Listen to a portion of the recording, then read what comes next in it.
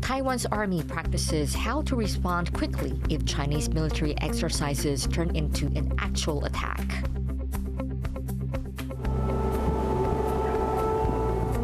Air raid sirens and explosions in Kiev just after Vladimir Putin rejects a 30-day ceasefire, agreeing only to halt attacks on energy infrastructure.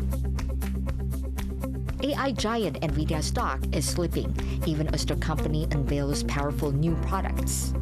Plus, 一年过去了，然后结果还是维持原状，都还没有开始动工。 almost a year after a 7.2 earthquake hit eastern Taiwan, many residents are still waiting for government help, but issuers are leaving them in limbo.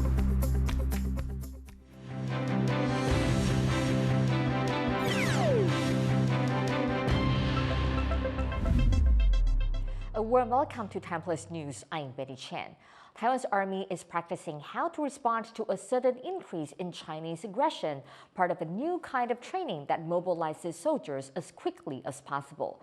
Humanoid reports. Taiwan's skies under the watchful eye of a high-tech air defense system. And at a temple in northern Taiwan, armored vehicles and tanks prepare for their next move. These are just parts of Taiwan's rapid response exercise, a 5-day drill that tests how quickly the military can mobilize. 那既然他们会由训转战，我们也可以由训转战啊。那由训转战的话，部分就是说你要透过这种类似类战备的操演展现给这些部队的坚实战力给民众看，然后其实民众也会比较有信心。 The exercises, the first of their kind, are meant to simulate what to do if aggressive Chinese military activity turns into an actual attack. In response, China, which seeks to control Taiwan, has already conducted 2 combat patrols, using dozens of military aircraft to monitor what the military here is doing. Taiwan's defense minister says that despite the added pressure, the increase in military activity could be an important lesson. 备战的操演，就是会做一个状况的想定，然后发布。那像昨天这样子一个联合战备群发布之后，我们刚好也可以趁着这个机会，来进行相对应的操演。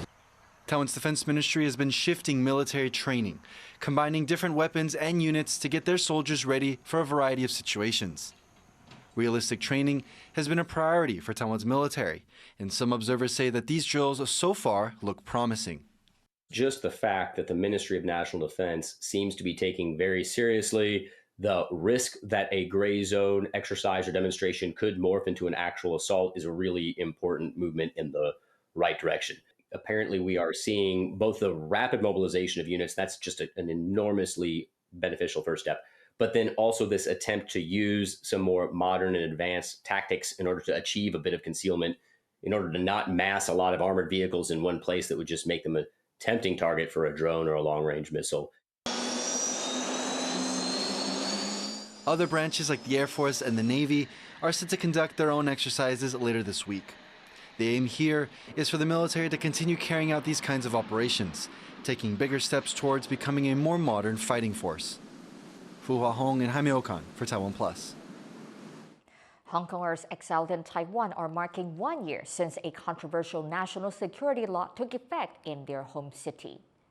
反对香港国安恶法，声援香港政治犯，声援香港政治犯。 The law allows for closed-door trials in a Chinese territory for crimes such as treason, insurrection, and assisting so-called foreign interference. Opponents say the law is intended to silence critics of the government, even those living overseas. 我们在境外，我们在台湾，我跟一些朋友在念书上面，我在去留言，过几天他就赶住打电话给他，问他你跟我是什么关系，跟富汤是什么关系，为什么他会在你的念书上面留言？ The passage of Hong Kong's national security law followed large-scale protests and police crackdowns in 2019 and 2020. A police officer in Taiwan has sparked controversy after identifying himself as Chinese on social media. The officer made a Douyin account, the Chinese version of TikTok, on which he called himself Chinese, saying he, quote, loves the motherland. He also posted photos of himself in uniform on the account. The police branch he works at says he posted on the account from 2021 to 2024 and has since been given a demerit. When TaiwanPlus reached out to the branch, they said a preliminary investigation shows the officer's Douyin account did not violate any of Taiwan's laws, but it did violate police code of conduct. Those include rules that forbid behavior that damages the reputation of the police force. Police are still investigating whether he broke any laws elsewhere. Russian President Vladimir Putin has rejected a 30-day ceasefire with Ukraine proposed by U.S. President Donald Trump, agreeing instead to hold attacks on Ukraine's energy infrastructure. It follows a phone call between the two leaders on how to end the 3-year-long war. Rick Glauert reports. Another uneasy night for residents of Ukraine's capital, Kyiv. As air raid sirens wail and explosions ring out. Many here unconvinced that peace with Russia is any closer after President Vladimir Putin had a call with US President Donald Trump, agreeing to a 30-day pause on hitting Ukraine's energy infrastructure. Я думаю, що якщо Росія дійсно перестане бити по інфраструктурі українській, то, звісно, це буде означати, що це якийсь крок в сторону перемир'я, але, якщо чесно, не дуже віриться, що воно буде тривалим. І розмовляти про мир з такими людьми, це ні до чого не призведе в майбутньому. Trump, who has made brokering peace in Ukraine a top priority of his presidency, said the 90-minute phone conversation with his Russian counterpart was a very good and productive one.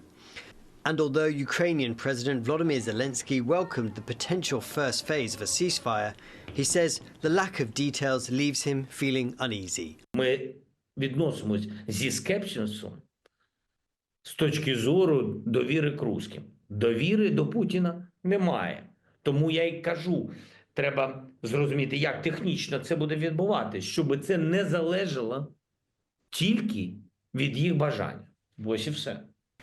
Trump's push for peace, which has included withdrawing support from Ukraine to force it to the negotiating table, has upended this war, strained US-Europe relations, and put Putin in a stronger position during negotiations. Well, Russia is trying to get a ceasefire where no additional military aid arrives in Ukraine. And that would be devastating for Ukraine because Russia will continue to receive its military supplies, both from its domestic sources and likely from the Iranians and the North Koreans. So it would greatly handicap Ukraine. And of course, the longer it went on, the more handicapped Ukraine would become. Russia's targeting of Ukraine's energy infrastructure has crippled the country throughout the grinding 3-year war. Putin's agreement to cease these attacks, perhaps a positive step towards peace, but one viewed with deep skepticism here in Ukraine and beyond.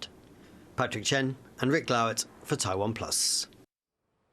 The 2-month ceasefire between Israel and Hamas has collapsed, with the Israeli military launching what it described as extensive airstrikes on cities across Gaza. Rosie Greninger reports. This is the aftermath of Israeli bombings in Gaza, the country unleashing a wave of airstrikes on the enclave, shattering a 2-month ceasefire with Hamas.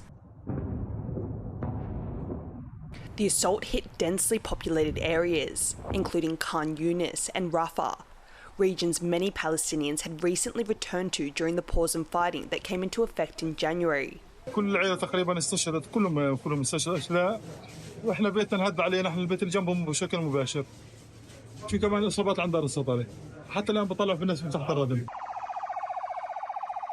The Gazan Ministry of Health says more than 400 people are dead, including the highest-ranking Hamas official, Mahmoud Abu Watfa, and hundreds more injured. Israel blamed Hamas for the resumption of fighting, claiming the group repeatedly refused proposals to extend the ceasefire and release all Israeli hostages after the first phase of the truce ended 2 weeks ago. יחד עם שר הביטחון, קיבלתי את המלצת צה"ל והמלצת גורמי הביטחון לחזור ללחימה עצימה נגד החמאס. מכאן ואילך, ישראל תפעל נגד החמאס בעוצמה הולכת וגוברת. ומכאן ואילך, משא ומתן יתנהל רק תחת אש. A decision Hamas says was unprovoked and will put the lives of Israeli hostages in jeopardy. 59 of the 251 people taken to Gaza from Israel over a year ago remain in the enclave, although around half of them are believed to be dead. The resumption in fighting is also raising concerns at the United Nations and the World Health Organization, who say access to medical treatment in Gaza is dwindling. Israel blocked the flow of all aid to the enclave 2 weeks ago, as talks for a permanent ceasefire stalled. But at the UN Security Council, the US stood by their ally, placing the blame on Hamas and pledging their support for Israel's military action.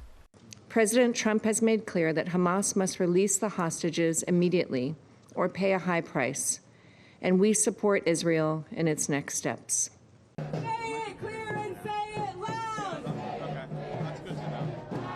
This has prompted protests in the US and across the globe, including within Israel, condemning the return to fighting, while the families of Israeli hostages are pleading with their government to halt fighting.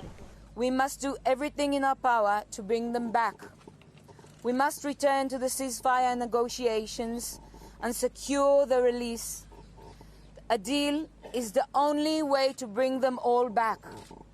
Please, do not let other families suffer the same fate as mine.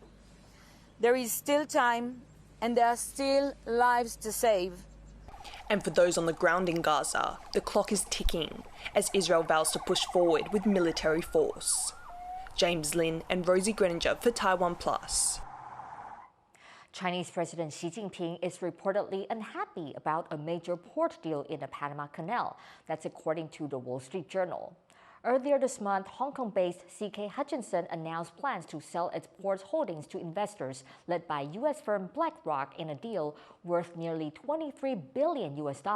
Sources told the Journal that China had hoped to use the ports as leverage in trade talks with U.S. President Donald Trump. On Tuesday, Hong Kong's chief executive, John Lee, warned that the sale must comply with the law, hinting the deal could face trouble ahead. After being stuck in space for 9 months, U.S. astronauts Butch Wilmore and Suni Williams have finally made it back to Earth. The duo's journey was meant to last just 8 days, but issues with their spacecraft delayed their return. A SpaceX capsule was sent to bring them home from the International Space Station. Now they're heading for medical checks before reuniting with their families.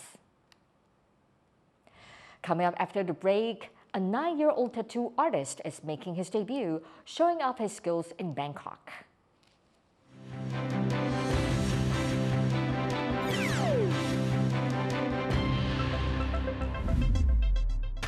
In the face of adversity, the power of truth. A roadmap for a just and open world, charted by the freest country in Asia. Taipei for TaiwanPlus. TaiwanPlus News, a voice of freedom in Asia.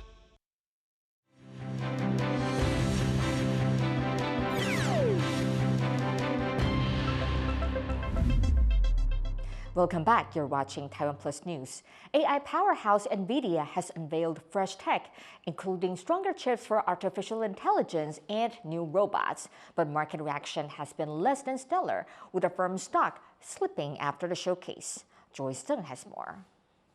Welcome to the stage, Nvidia founder and CEO, Jensen Huang.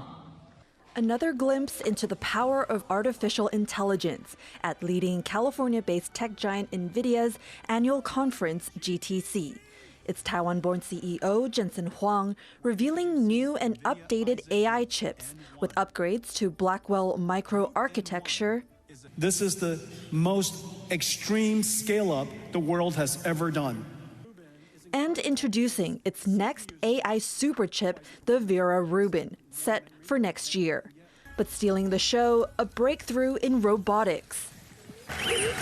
Hey, Blue. This bot, a collaboration with DeepMind and Disney, and a foundation model for humanoids. I told you the progress of our robotics has been making enormous progress. And today we're announcing that Groot N1 is open sourced. Thousands of industry reps from around the world flocked to the San Jose event for a first-hand look at Nvidia's new lineup, widely seen as the front line of innovation for the sector.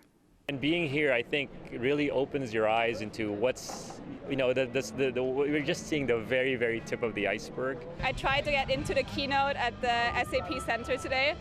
Couldn't find the end of the line. I was like, I've been to like a Taylor Swift concert. It hasn't been this bad. But in the stock market, another story. Though Nvidia has become one of the US's hottest stocks thanks to booming AI, it slipped 3% on Tuesday and is down over 20% from its January peak, cutting into its market value by $800 billion. Jensen today do a great job just kind of presenting a lot of new products, his visions, a lot of like Nvidia's ecosystem when it comes to AI. But people are worried, well, like you have all this amazing products, amazing ecosystem, but where is the customer? At least for 2025, if you look at the top 4 CSP, the cloud service platform company in the United States, their capex, the capital spending, is actually continuing to increase. At least on that, you couldn't say the demand is decreasing. But I think the people is worried about like, okay, like beside this 4 CSP giants, like what's the other demand will come from? As doubts swirl over whether lofty investments in AI will eventually pay off, concerns over the U.S.'s economic outlook under President Donald Trump, another factor hanging over the stock market.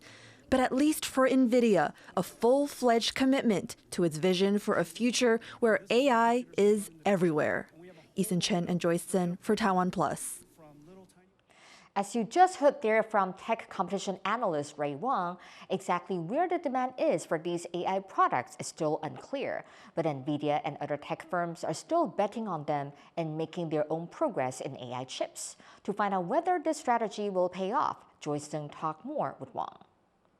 We're now at least 3 years into this AI boom, which has made stocks like Nvidia's among the hottest on the U.S. market. We just saw Nvidia stock slip after its conference keynote. Where are we now in terms of investor confidence in the sector? There's a lot of economic uncertainties that mostly caused by the tariffs. People are still like very closely paying attention on what's the Fed going to do, what's the just broader macroeconomics. I think that's number one thing, because it creates a lot of uncertainty that's sort of like undermine the market confidence. And the second thing among analysts like us, like the concern we are seeing from the investors is like, hey, like why there's a orders cut on the CoWoS for TSMC, why there's a cut for the orders of GPUs, right? People will start like speculate, well, like is it this AI demand will continue to moving forward? We're seeing other giants invest in their AI chips. Google is reportedly breaking away from working exclusively with Broadcom on its AI chips and is preparing to work with Taiwan's MediaTek on its next generation. What do you make of this strategy? So MediaTek, basically is a company, they design chips for not just smartphones, but also for automotive, but also for AIoT and other network technology. The cooperation with Google, it's actually been speculated for quite a while in the market. Part of that, I think Google just thinking about like, oh, like, okay, we work with Broadcom, we work very well, we have great partnership, but we also want sort of like alternative suppliers, because you don't want to have just one suppliers, because like it will be hard to negotiate a price.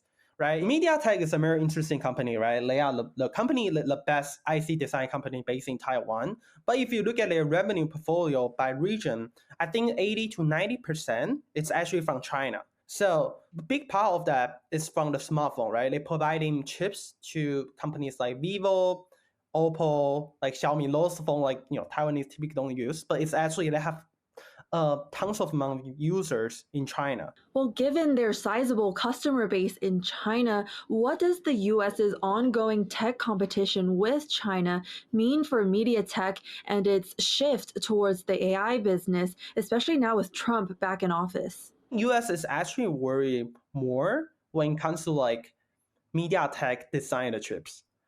Because think about that, like imagine MediaTek if they design the AI chips for China, right? And they are one of the best IC design company.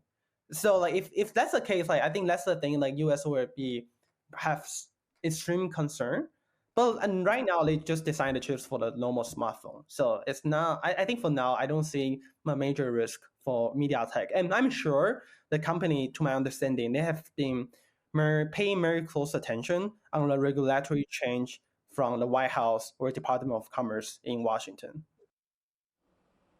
That was Ray Wang, a U.S.-China tech competition analyst based in Washington, D.C. Nearly a year after a 7.2 earthquake hit eastern Taiwan, many buildings are still in need of major repairs. But government help has been slow and insurance companies are refusing coverage, leaving residents in limbo. John Van Tres reports. This 16-story apartment complex in eastern Taiwan has weathered almost a year since a 7.2 magnitude earthquake rent its walls with cracks and warped its support columns. But engineers say it needs major reinforcements, and the people living here are frustrated that so many months on, nothing has been done. 1年过去了，然后这个还是维持原状，都还没有开始动工。 The local Hualien County government has promised help for the Hesheng Jiangshan complex, but that hasn't come through yet. 我目前就是在等县府要给我们600万的，就是300万乘以2栋的这个600万的善款下来，那希望可以尽速的召开，然后让这个事务可以赶快推进。 The trouble is that since the earthquake, the wheels of local government have turned slowly. A committee in charge of funds for damaged buildings has met only 2 times over the past year. The county says bureaucracy is holding things up. Originally, people could pay for repairs and get reimbursed after work was done. Now, though, the National Earthquake Center has to give its approval for each project first. In the case of this particular complex, the county also says it can only pay for half of the repairs. The other half will have to come from the central government in Taipei. 和盛江山这栋大楼啊，它的核定栋数比较少，但是因为它的楼地板面积比较大哦，所以会有造成这个集合住宅的住户啊认为这个补助不公平的部分啊哈。那这个部分我们也已经这个发文到国土署去，能够这个调整它的补助额度。But all this delay has had serious consequences, and no one will insure the building. 我们希望中央能够协助我们寻找合适的保险公司来承接我们的公共责任意外险。And the ground won't wait for repairs. Though things have quieted down a lot since last year's April 3rd earthquake, eastern Taiwan is naturally earthquake-prone. A 4.1 earthquake rattled Hualien just March 8th. Living under weakened frames, people in damaged buildings around the region are also feeling the strain. Klein Wang and John Van Trieste for TaiwanPlus. A new survey says 95% of Taiwan's nurses feel the country has a severe shortage of medical staff. The poll of nurses by a local job bank comes as emergency rooms are at full capacity, overwhelming nursing staff. The health ministry says about 1/3 of licensed nurses in Taiwan, that's more than 100,000, are currently not practicing. To bring them back, the nurses surveyed suggested raising pay, controlling nurse-to-patient ratios, and increasing respect for the profession. Illegal scam and gambling centers along the Thai-Myanmar border are still suspected of holding thousands of human trafficking victims, despite efforts to shut them down. คือตอนนี้ข้อมูลพวกนี้เขายังไม่ได้แจ้งนะครับแต่ถ้าเกิดจากการประเมินของเราเนี่ยเราก็ว่าน่าจะเกินหมื่นคนเนี่ยน่าจะต้องเกินอาจจะถึง 50,000 คนหรือแสนคนเนี่ยตรงนี้ยังตอบที่ยังเหลืออยู่ยังตอบไม่ได้เพราะว่าเรายังเห็นการ operate อยู่ The Thai authorities are leading a regional campaign to dismantle a network of centers operated by criminal gangs. Workers at these facilities are often held against their will. The police say a more coordinated effort is needed to help send victims from over 19 countries back home. More than 7,000 people have been freed from the area since February. In Bangkok, a 9-year-old boy is trying his hand at creating body art. The young tattooist is making his public debut, and his father hopes the craft will help his son avoid some traps of modern childhood. Joy Sung reports. Elaborate fanged serpent is not the work of a veteran tattoo artist, but of 9-year-old Napat Mitmakon. He's debuting on the tattoo scene at a body art expo in Bangkok, where one of his first customers is his uncle. ก่อนที่จะมาให้สักคือเราเห็นเขาสักมาแล้วสักมาเยอะแล้วก็เลยไว้ใจให้มาสัก Keeping his hand steady, Napat calmly draws with the tattoo machine, something he picked up to deal with a common problem among modern kids, spending too much time on his phone.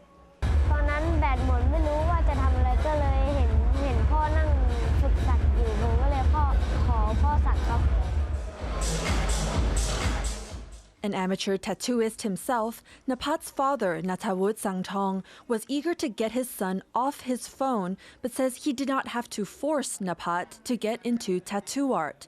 His son would practice for hours on his own, first learning from TikTok tutorials, then practicing designs with his father on paper, before moving on to artificial leather and then human skin. สักมันไม่ใช่แค่สักครับมันยังมีการวาดรูปฝึกวาดรูปก็ฝึกสมาธิไปด้วยครับผม For now, Napat tattoos for his family and friends. His father says accepting other customers would need more rigorous training. Napat showing nothing but excitement for the future of his craft.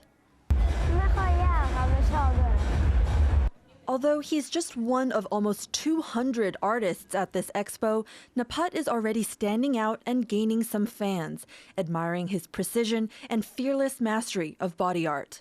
Ryan Wu and Joyce Sin for TaiwanPlus. Thank you for watching TaiwanPlus News. You can visit the TaiwanPlus website or follow our social media for more stories from Taiwan and around the world. Finally, take a look at these cherry blossoms lighting the streets of Tokyo. I'm Betty Chen. Take care and see you next time.